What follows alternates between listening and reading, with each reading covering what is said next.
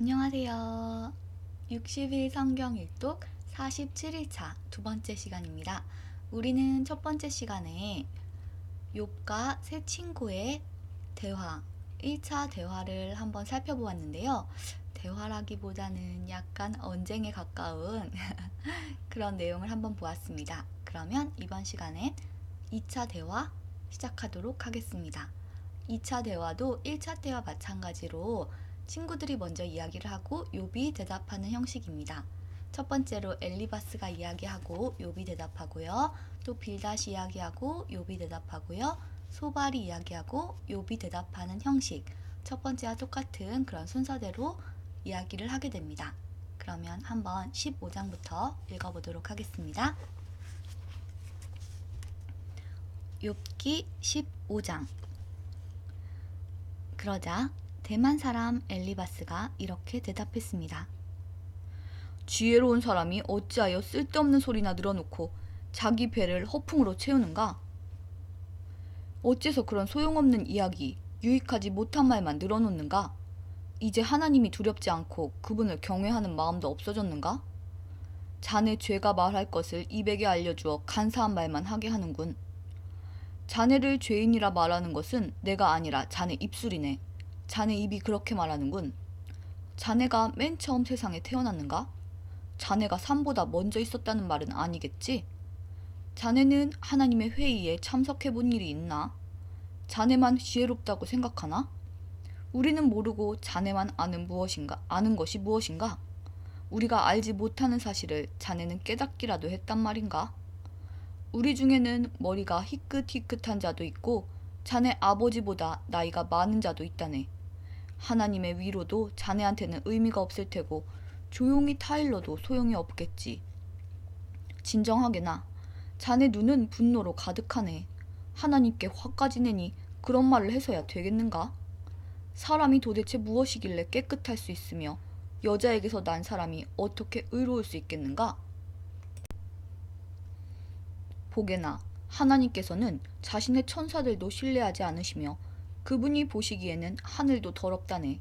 하물며 가증하고 타락한 사람, 악한 행동을 물 마시듯 하는 사람은 어떻겠는가? 내가 겪은 바를 말할 테니 들어보게나. 조상들이 지혜로운 자들에게 전해준 그 지혜를 말하겠네. 그때는 이 땅에 우리 조상들만 살았지. 외국인들은 함께 살지 못했네. 조상들은 이렇게 말했네. 아기는 항상 괴로움을 당하고 포악자들의 수명은 아주 한정된다. 그 귀에는 두려움의 소리가 그치지 않고 모든 일이 잘 되는 듯해도 강도때의 습격을 당한다. 그는 흑암에서 풀려날 소망을 갖지 못하고 오직 칼을 기다릴 뿐이며 먹을 것이 어디 있나 하고 물으면서 이리저리 헤매고 어둠 속에서 방황할 뿐이다. 환란과 고통이 그를 놀라게 하고 공격 준비를 마친 왕의 군대처럼 그를 치고야 만다. 이는 그가 손을 들어 하나님께 대항하고 교만하게 굴었기 때문이다. 고개를 치켜 세우고 큰 방패를 들어 감히 하나님께 대항하다니. 비록 그들이 배부르고 부유할지라도 그런 자는 아무도 살지 않는 황폐한 성에 무너질 집에 살게 될 것이며 그런 자는 더 이상 부유해지지 못할 것이며 혹시 재물이 있다 해도 오래가지 못하고 사라질 것이다. 그들은 흑암에서 벗어나지 못하고 불꽃이 그들을 태우며 그분의 숨결이 그가 가진 모든 것을 없애버린다. 가치가 없는 것을 믿는 자들아, 스스로 속이지 마라. 아무것도 얻지 못할 것이다. 그는 인생의 절정기가 오기도 전에 끝이 나고 가지가 피기도 전에 멸망하리라. 그는 마치 포도가 익기 전에 떨어지듯 올리브 나무 꽃이 덧없이 떨어지듯 그렇게 되리라. 악한 자는 자손을 얻지 못하고 뇌물을 좋아하는 사람의 집은 불에 타버릴 것이다. 그런 자들은 남에게 해를 끼칠 생각만 하고 거짓만 만들어낸다. 욥기 16장. 그러자 욥이 대답했습니다. 그런 말은 너무 많이 들었다네. 자네들은 위로는커녕 괴로움만 더해주는군. 그런 헛소리 이제 그만하지 못하겠나? 그렇게 대답하다니 무엇이 그렇게 화나게 하는가? 내가 자네들 처지라면 나도 그렇게 말할 수 있네. 자네들을 괴롭히는 말들을 하면서 고개를 설레설레 흔들 수도 있지. 하지만 나는 자네들을 격려하고 안심시키는 말을 하겠네. 내가 어떤 말을 한들 내 고통이 사라질까? 내가 아무 말도 하지 않더라도 역시 고통은 사라지지 않겠지. 주님, 주께서 저를 기진맥진하게 하시고 가족을 망하게 하셨습니다. 당신께서 나를 여위게 하셔서 뼈와 가죽만 남아있으니 이것이 나의 죄를 증거하고 있습니다. 하나님께서 나를 공격하시고 내 살을 찢으시며 이를 갈며 노여움에 가득 찬 눈길로 바라보시네. 사람들도 입을 벌려 조롱하고 내 뺨을 치며 모두 하나같이 달려들어 나를 대적하는구나. 하나님께서 나를 악당들에게 넘기시고 악인의 손에 던지셨구나. 그분이 평안히 살던 나를 박살내시고 멱살을 잡아 혼내시며 표적으로 세우셨구나. 그분의 화살들이 사방을 두르고 인정사정 없이 내 심장을 쪼개니 내 쓸개가 땅바닥에 쏟아지는구나. 그분이 나를 계속해서 치시고 내게 용사처럼 달려드시는구나. 삼배로 내 피부를 싸매었다. 내 체면은 땅바닥에 떨어졌다. 내 얼굴은 울어서 퉁퉁 부었고 내 두 눈에는 죽음의 그늘이 서렸구나.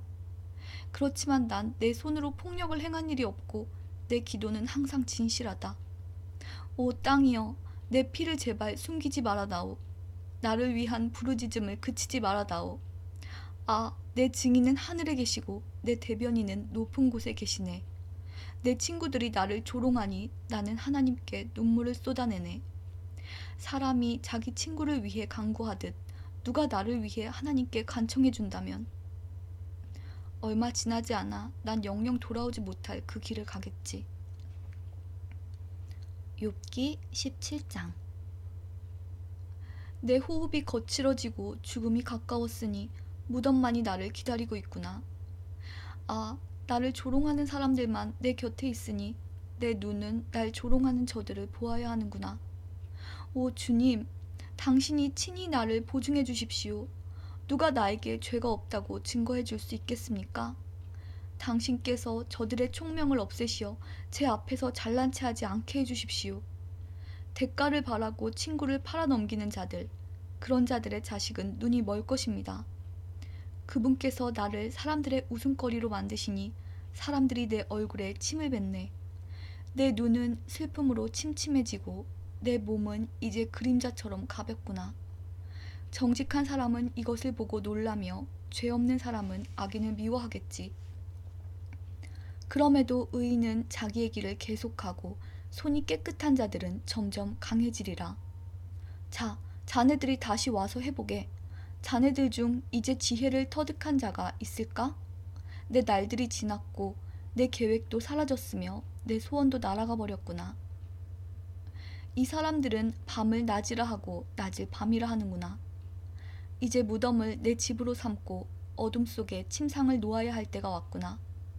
이제 무덤에게는 내 아버지라, 벌레에게는 내 어머니, 내 자매라고 불러야 하는구나.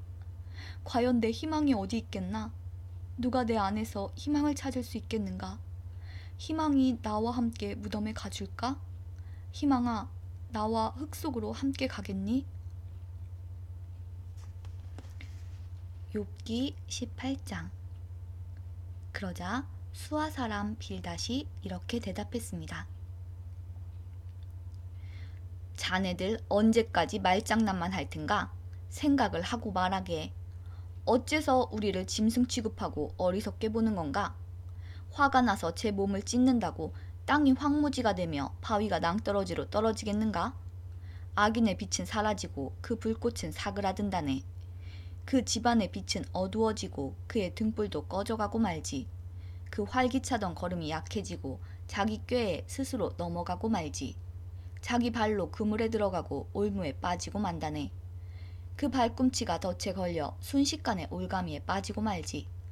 땅에는 함정이 숨겨져 있고 길에는 덫이 놓여 있다네. 공포가 그를 덮치니 걸을 때마다 더 놀라게 된다네. 그 기운이 점점 약해지고 사방에는 재앙이 몰려와 있으며 질병이 그의 피부에 달려들어 죽음의 사자가 그의 손발을 삼킬 것이네. 안전하던 자기 집에서 쫓겨나 공포의 왕 앞으로 내몰리니 악인의 거처에는 유황이 뿌려져 타게 되고 결국에는 타인이 살게 되지. 그의 뿌리가 마르고 가지가 잘라져 나갈 것이네. 그를 기억할 자가 아무도 없고 그의 이름은 기억에서 사라지게 되지. 그는 빛에서 어둠으로 쫓겨나고 사람이 사는 세상에서 추방을 당할 것이며 자기 민족 중에는 그의 후손이 없고 그가 살던 곳에는 생존자가 없을 것이네. 오는 세대 사람들이 이를 보고 놀라며 이전 사람들이 공포에 사로잡히네. 악인의 집이 처한 운명이 이러하고 하나님을 무시하는 자의 처소가 이렇다네. 욥기 19장. 그러자 욥이 이렇게 대답했습니다. 언제까지 나를 괴롭히고 말로 나를 박살내려는가? 자네들은 10번이나 나를 모욕하고도 잘못한 일을 부끄러워하지 않는군. 설령 내 잘못이라 해도 그것이 자네들과 무슨 상관이란 말인가? 자네들이 나를 누르고 스스로 뽐내며 나를 수치스럽게 만든다 해도 나를 이렇게 만들고 그물로 덮어 씌우신 분은 하나님이시네. 내가 폭력이야 하고 외치지만 아무런 대답이 없고 부르짖어 도움을 구하지만 그곳에는 정의는 없구나. 그분이 내 길을 막고 지나가지 못하게 하시며 내 길을 어둠으로 가리셨구나. 나에게서 영광을 가져가시고 내 머리에 면류관을 벗기셨구나. 그가 사방에서 나를 치시니 내가 죽게 되었고 나무를 뽑듯 내 희망을 뽑아버리시는구나. 내게 화를 내시고 나를 마치 원수 대하듯 하시며 그의 군대를 내게 보내시니 그들이 내 집 주변을 둘러쌌구나. 그분이 내 형제들을 내게서 멀리 떠나게 하시니 내가 아는 사람들이 모두 낯설게 되었구나. 내 친척들이 나를 외면하고 내 친구들 역시 나를 잊어버렸구나. 내 집에 사는 사람들이나 여종들도 나를 모른 채 하고 낯선 사람처럼 대하는구나. 내 종을 불러도 대꾸조차 하지 않으니 내가 사정을 해도 소용없구나. 아내마저도 내 숨기운을 싫어하고 내 형제들도 내 옆에 오기를 싫어하며 심지어 어린이들까지 나를 멸시하고 내가 일어서면 나를 놀리는구나. 내 모든 친구들이 나를 거부하고 내가 사랑하는 자들도 등을 돌리는구나. 뼈와 가죽만 남은 채 잇몸으로 겨우 살아가는 내 신세야. 나의 친구들이여, 제발 제발 나를 불쌍히 여겨다오. 하나님의 손이 나를 치셨다는 것을 알아주게나. 왜 자네들마저도 하나님처럼 나를 괴롭게 하는가? 내 살을 먹고도 만족하지 못하는가? 아, 내 말들이 모두 기록된다면, 그것들이 책에 기록된다면, 철필이나 납으로 기록하고 바위에 새겨 영원히 남겨진다면 얼마나 좋겠는가? 내 구세주께서 살아계신다는 것을 내가 이미 알고 있으니 결국 그가 땅에 서실 것이네. 내 가죽이 썩은 후에라도, 이 몸이 썩은 후에라도 내가 하나님을 뵐 것이네. 내가 그분을 내 두 눈으로 바라볼 걸세. 내 심장이 기대감으로 두근거리네. 자네들은 문제가 그에게 있으니 어떻게 그를 괴롭힐까 하고 이야기하겠지만 칼을 조심하게나. 진노는 칼로 나타나게 되지. 그러면 자네들은 심판이 있다는 것을 알게 될 거야. 욥기 20장. 그러자 나아마 사람 소발이 대답했습니다. 내 마음이 불만스럽다고 어서 자네 말에 답변하라고 이야기하네. 나를 모욕하는 말을 들으니 내 총명이 답을 하라고 말하는군. 자네도 알겠지만 이 일은 세상에 처음부터 알려진 것일세. 악인의 형통은 잠시뿐이라는 것. 경건하지 못한 사람의 기쁨은 아주 잠시뿐이라는 것. 비록 그들의 교만이 하늘에 올라 그 머리가 구름에 닿을지라도 말일세. 악인은 자기 배설물같이 망하네. 그를 알던 사람은 그가 지금 어디 있나 하고 묻지. 하지만 악인도 꿈처럼 지나가고 사람들은 그를 찾을 수가 없네. 밤중의 환상처럼 허무하게 사라지지. 악인을 보았던 사람은 다시 그를 볼 수가 없네. 악인이 있던 처소도 그 악인을 다시 알지 못하지. 악인의 후손은 가난한 자에게 은혜를 구해야 하고 그들은 빼앗은 부를 다시 돌려주어야 하네. 악인이 한때 젊었을지라도 결국 먼지 구덩이에 누워 있어야 한다네. 그가 악이 달콤해서 자기 혀 밑에 감추고 악을 원하여 없애기 싫어하고 자기 입속에 숨긴다면 그의 음식이 윗속에서 뱀의 독으로 변할 것일세. 악인은 입으로 재산을 삼키겠지만 하나님께서 그 재물을 토하게 하신다네. 악인이 독사의 독을 삼키니 그는 뱀이 문 것처럼 그 독 때문에 죽게 되지.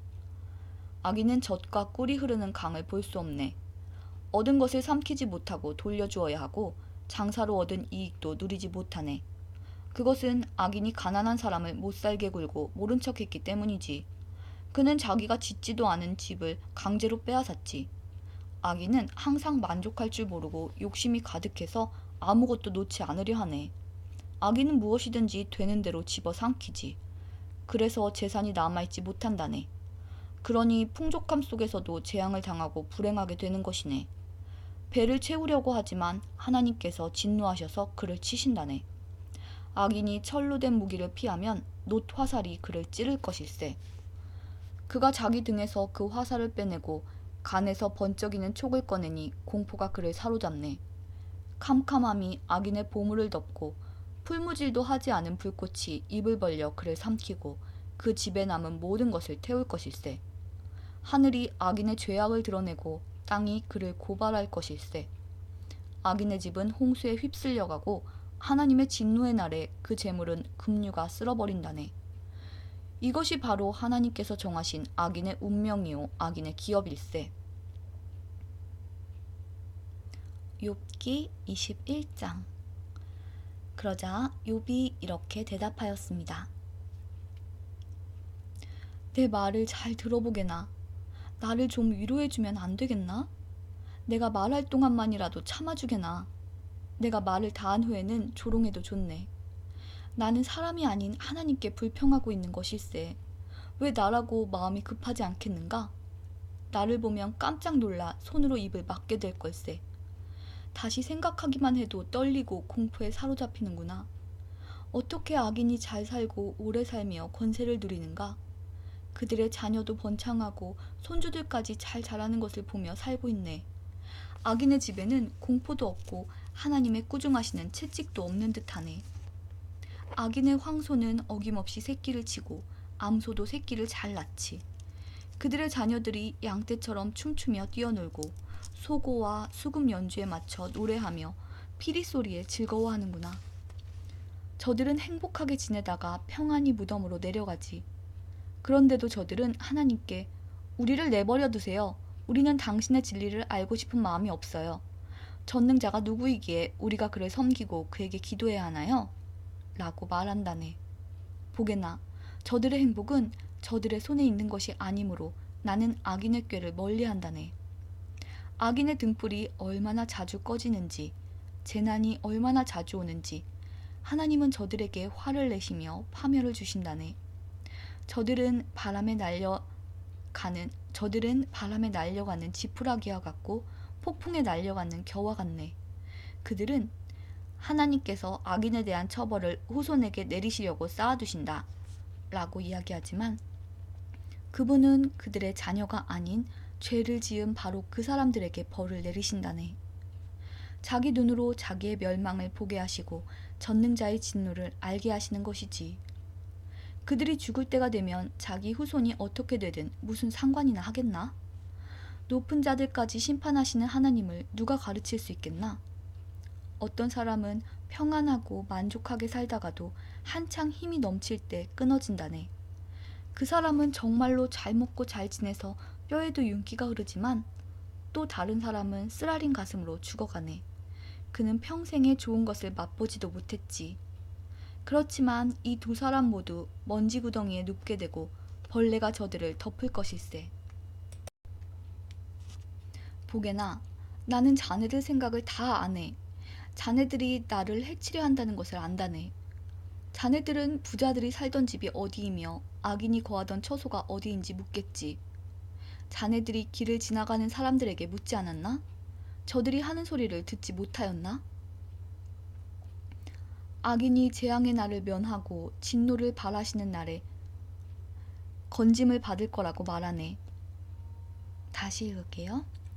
악인이 재앙의 날을 면하고 진노를 발하시는 날에 건짐을 받을 거라고 말하네. 누가 악인을 꾸짖으며 그가 행한 것을 다 갚을 수 있겠나? 악인이 무덤으로 옮겨져도 무덤지기가 그의 무덤을 지키고 많은 조객들이 그의 뒤를 따르며 언덕의 흙도 그를 부드럽게 덮어줄 것이네. 그러니 어떻게 자네들이 헛되이 나를 위로할 수 있겠나? 자네들 대답은 하나같이 거짓말이네. 욥기 21장이 모두 끝났습니다. 오늘의 분량은 여기까지고요. 내일부터 또 22장에서 42장까지, 즉 욥기 끝까지 보도록 할 텐데요.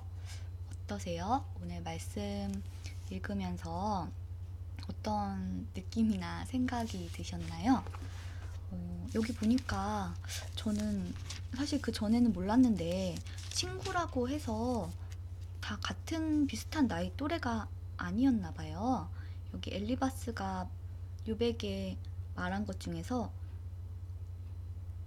우리 중에는 머리가 희끗희끗한 자도 있고 자네 아버지보다 나이가 많은 자도 있다네 한 거 보니까 연령이 좀 다양한 사람들이 이렇게 친구가 되었던 것 같아요. 그렇기 때문에 어쩌면 더 오래 살았기 때문에 그런 삶의 지혜가 있을 수도 있고 그걸 말해주고 싶었을 수도 있을 것 같아요. 그런데 제가 느끼는 거는, 이 말씀을 들으면서 느낀 거는 욥이 정말 힘든 상황 가운데 있잖아요. 형언할 수 없을 만큼 큰 고통 가운데 있고 또 계속해서 말하고 있는 것이 자네들이 나를 좀 위로해 줄 수 없겠나? 나를 좀 위로해 줄 수 없겠나? 라고 계속 얘기를 하고 있는데 친구들이 계속 정죄를 하고 있어요.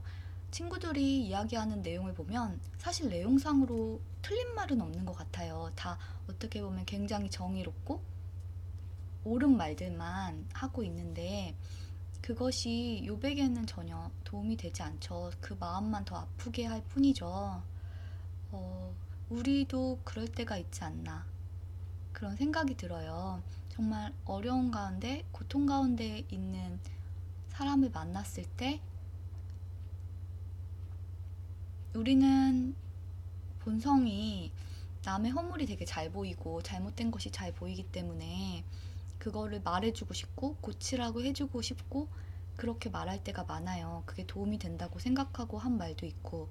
그런데 사실 그것들은 그 사람조차 그 사람이 이미 잘 알고 있는 경우가 더 많거든요.